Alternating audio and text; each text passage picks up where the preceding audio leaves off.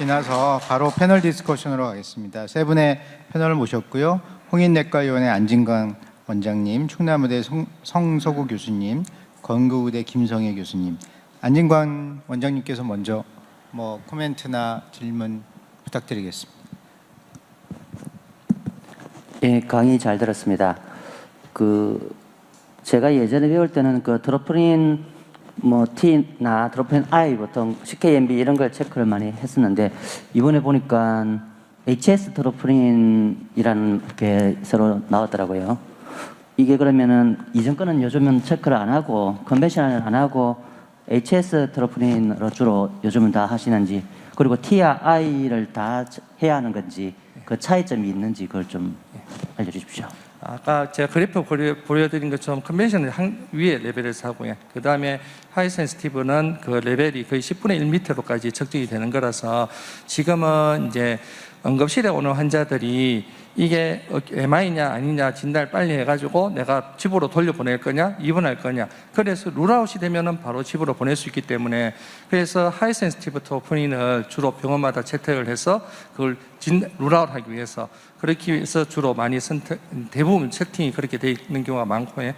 이제 T하고 I는 이제 트로포닌 컴플렉스에 다 같이 있는데, 형태가 트로포닌 T가 조금 더 이제 넌 스피시픽하지만은 트로포닌 T가 더 측정이 쉬웠는 경우가 많았었고, 그래서 워크업 이제 검사했는 것에 따라 트로포닌 T로 스터디 많이 했는 것도 있고, 그 이후에는 트로포닌 I가 조금 더 검사 빈도가 높고 안정성 때문에, 그래서 트로포닌 I 쪽으로 조금 시프팅 되는데, 병원마다 내가 트로포닌 T를 세팅을 했는 병원은 트로포닌 T를 가지고 결과를 해석하고 있고, 트로포닌 I를 했는 경우는 I를 하고 있습니다. 두 군데를 같이 하는 경우는 잘 없습니다. 네, 충남의대 성서구 교수님. 예. 네, 강의 잘 들었습니다. 저희 내과 전공의 때가 생각이 나는데, 응급실 처음 봤을 때 숨차서 오시는 분이었는데, 이분이 폐렴일까 신부전일까 고민하고 있을 때 피검사에서 프로비엠피 상승된 걸 보고 자신 있게 윤여찬 선생님한테 노트했던 게 기억이 납니다. 그래서 신부전 진단하는 데 있어서 프로비엠피가 그만큼 중요하다는 게 이제 핵심 포인트 같고, 질문은 트로포닌 수치가 이제 나와서 얘기인데, 그 피검사에서 트로포닌 I가 애매하게 상승되는 경우가 이제 종종 있고, 그것 때문에 대학병원으로 전원되는 분들이 종종 있습니다. 이것을 어느 정도까지 괜찮다고 봐야 될지, 아니면 교수님만의 뭔가 판단하는 노하우가 따로 있는지 궁금합니다.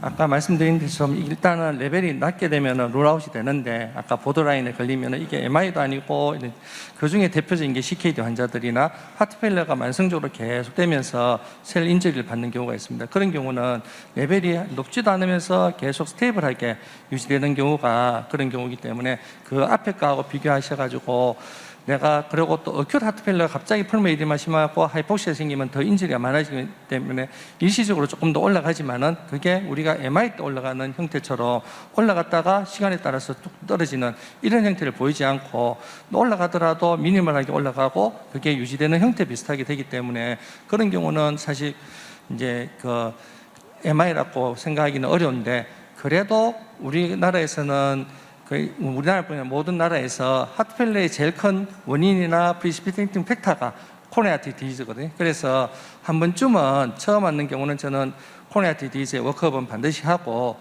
그 이후에 변화는 이제 변화를 보면서 경과를 보는 쪽으로 합니다. 근데 이제 선생님, 제가 잠깐 처음 하면은 개원이 선생님인데, 환자가 숨이 차고 가슴이 답답하고 왔는데 맥박이 좀 빠르고 심장이 좀 커져 있습니다. 그래서 BMP 해봤더니 증가되어 있고, 근데 카디악 트로포닌도 당연히 있을 텐데, 근데 카디악 트로포닌이 한 1000이다. 그럼 뭘 의심해야 되죠, 선생님?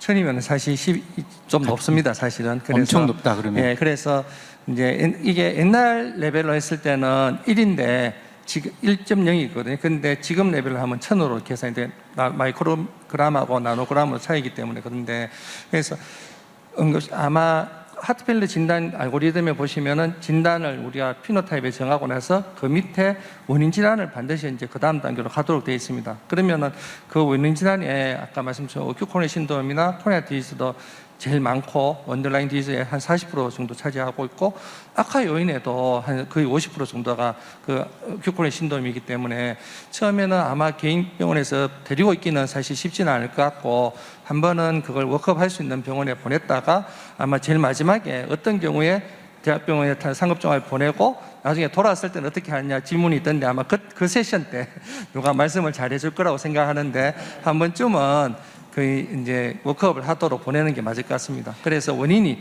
그건지 난코로나리 아터리 디지에 의한 하트 페일러인지 아니면 그 이스케믹 하트 디지에 의한 하트 페일러인지 감별을 하고 거기에 따른 메디컬은 비슷하지만은 인터벤션 이런 게 종류가 다르기 때문에 거기에 대한 거는 한번 없고.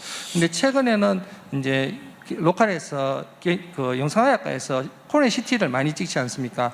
그래서 내가 코로나 CT 열심히 돼서 코로나 CT 크라이틴 괜찮고 하면은 찍어보셔도 좋은데 특히 나이가 드신 분들은 코로나 칼시피케이션이 또 심한 경우가 많습니다. 그러면 또 해석하기가 또 어려워지는 경우가 있거든요. 그래서 이제 그런 거를 좀 전체적으로 볼 수 있는 분하고 서로 상담을 하면서 결정하는 게 좋지 않겠나 싶습니다. 저는 이제 다른 관점으로 질문을 드린 건데 선생님, 저도 그런 환자가 많이 오는데 마이오카르디티스 꼭 룰아웃 하셔야 됩니다. 백신 맞고 마이오카르디티스 생기는 경우가 있기 때문에 꼭 가슴 답답해서 왔는데 BMP, 에코, 엑스레이 찍지만 트로포닌 T를 꼭 룰아웃 하셔서 트로포닌 T가 올라가 있는 경우 있고 엘 펑션이 좀 떨어지는 경우가 있어서 그런 경우에는 마이오카르디티스 꼭 룰아웃 하셔야 될 것 같습니다. 그다음에 김성애 교수님 마지막으로 짧게. 예. 들으면서 왜 이렇게 신부전은 어려울까라는 생각이 더 많이 드는 것 같습니다. 어느 뭐 증상으로 하나도 안 되고 엑스레이 EKG만도 안 되고 또 BMP도 알아야 되고 에코도 알아야 되는데 그 실은 제가 좀 오늘 제목을 보고 놀랐습니다. BMP에 대한 내용이 아니라 트로포닌 하이로 신부전 진단이 되냐고 해서 제가 제목을 잘못 본 줄 알았습니다 처음에. 근데 이제 듣고 보니까 이제 이해가 되는데 아까 그 첫 번째 세션에서 EKG가 LVH가 있고 LVB가 있는데 이거 어떻게 해야 될 거냐. 근데 LVB가 있는 경우는 에코를 하더라도 디싱크로니 때문에 잘 또 판단하기가 스스로 어려운 경우는 많습니다. 그래서 아마 그런 경우에 이게 도움이 되지 않을까라는 생각이 들었습니다. 그런 경우에 엔티프로빈펜과 트로포닌을 같이 내서 이게 노말이라고 그러면은 에코에서 조금 자신이 없더라도 이게 네거티브 프리디테이블가 높으니까 환자는 증상이 없다면 별일 없겠지 이렇게 어슈어할 수 있는 거 아닌가라는 생각이 들었고요. 두 번째로 제가 좀 문헌을 좀 찾아봤습니다. 그냥 프라이머리 세팅에서 아무 증상이 없는 환자들에게서 트로포닌을 측정했을 때 이게 과연 어떤 의미가 있는가. 외국 데이터들을 좀 보니까 나중에 이게 코로나리나 아니면 하펠리어의 리스크가 2배 내지 4배가 증가한다고 돼 있습니다. 그런데 문제는 그런 환자들이 코로나 아테리 그 이스케미가 생길 확률보다는 하펠리어 생길 확률이 외국은 일단 2배가 높습니다. 최소상.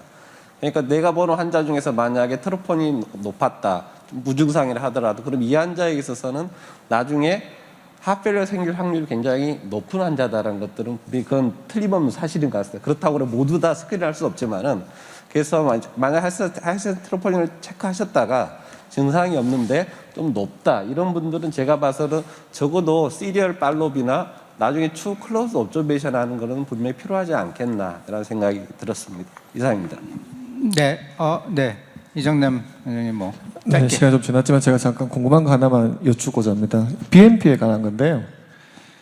BMP는 고가의 검사로 알고 있습니다. 이 보험 기준은 어떻게 되는지 궁금하고요. 그 다음에 BMP를 HbA1C처럼 이렇게 정기적으로 팔로업을 해야 하는지도 궁금하고요. 만약 환자를 보면서 정상은 변화가 없는데 BMP가 상승되었다면 이 BMP 수치에 따라서 약물을 이렇게 조절하는지도 궁금합니다.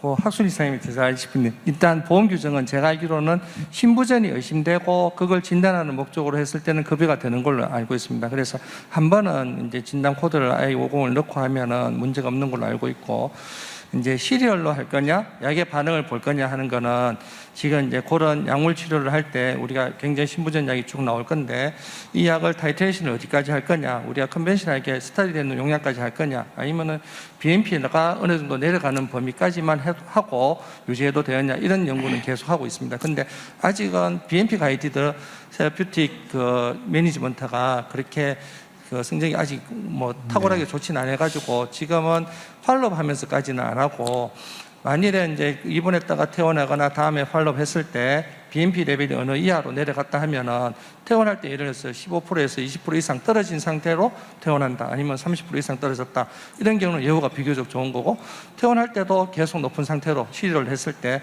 그런 거는 예후가 또 나쁘다 하는 그런 예후인자로 팔로우 하는 경우도 있지만은 그 부분은 아직 급여가 안 되는 걸로 제가 알고 있어서 일단 신부전 진단과 관련해서 할 때만 하는 걸로 알고 계시면 될 것 같습니다. BNP 가이디드 테라피는 아닙니다. 그거는 다 네거티브로 나왔기 때문에 관내고요. 아까 개원희 교수 선생님들이 BNP 외래에서 신부전 코드 넣으시고 한번 처방하시고요. 급여됩니다. 근데 외래에서 BNP 처방하는 횟수, 급여 조건에 보시면 횟수 제한은 없습니다.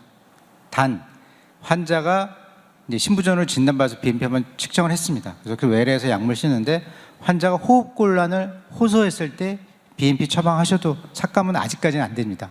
계속 악화되가 신부전 자체가 월스닝 신부전 자체가 치료하면서 계속 호흡곤란이나 신부전이 악화될 수 있기 때문에 그때마다 BNP를 처방하시면 개원가 선생님이나 저희 외래에서도 BNP 많이 처방합니다. 근데 급여 조건에 횟수의 제한은 없기 때문에 아직까지는 급여에서 삭감은 안 하고 있습니다. 그런 거를 잘 이해하시면서 적절하게 처방 내시면 되실 것 같습니다.